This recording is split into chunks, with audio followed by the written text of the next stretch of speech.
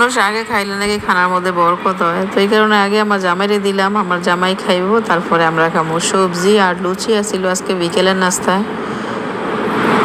আমার বাসায় প্রায় সময় আমি সবজি রান্না করি, তো আমার ছোট বোনের আবার সবজি দিয়ে লুচি অনেক পছন্দ, তো এই লুচি বানাইতে কিন্তু আমার বোনে অনেক পছন্দ করে। তো এই লুচির কাজ কিন্তু আমার ছোট বোনে আর কি আমার মেয়েরাই বেশিরভাগ করে, এটি আসলে আমার কাছে ঝামেলা মনে হয়, তো এই কারণে আমি তেমন একটা করি না। আর আজকে সারাদিনে বাসায় আসছিলাম না, আমি একটু বাইরে আসছিলাম, পরে বাসায় ফিরে দেখি সব আয়োজন রেডি। আমার বোনে বেলাবেলির কাজ করতেছে, আর ওই দিক দিয়ে হলো আমার মেয়ে ভাজাভাজির কাজ করতেছে আর কি। আমি এই সময়টা একটু অবসর কাটাইলাম, যেহেতু বাইরে থেকে আসলাম, এই কারণে একটু শুয়ে বসে সময় পার করলাম। আর এদিক দিয়া বিকেলের নাস্তা হইতেছে, তো মাঝে মাঝে এরকম নাস্তা খাইতে ভালোই লাগে, কেউ যদি কইরা দেয় আসলে যে কোনো খাবারই খাইতে ভালো লাগে। অনেক সময় নিজে আরো মজা করে রান্না করলেও মনে হয় মজা হয়েছে না খাবারটা, কেউ যদি রান্না করে দেয় খাইতে আসলে অনেক ভালো লাগে। তো এই কারণে আমি একটু রেস্ট নিতেছিলাম, এদিক দিয়ে আমার মেয়ে আমার ছোট বোনে বিকেলের নাস্তার কাজ করতেছিল। এইদিকে আমার বড় মেয়ে চুলার মধ্যে কড়াই বসাই দিচ্ছি, দিয়ে সয়াবিন তেল দিয়ে দিচ্ছি, দিয়ে তারপরে লুচি ভাজতেছে। তো আমি রান্নার কাজটা সয়াবিন তেলে করি না, রান্নার কাজটা আমি সরিষার তেলে করি, কিন্তু ভাজাভাজির কাজ আমি সয়াবিন তেলে করি। তো এই কারণে আমার বাসায় 2 রকমের তেল রাখি আমি সবসময়, ভাজাভাজির কাজ একটা দিয়ে করি, একটা দিয়ে রান্না করি আর কি।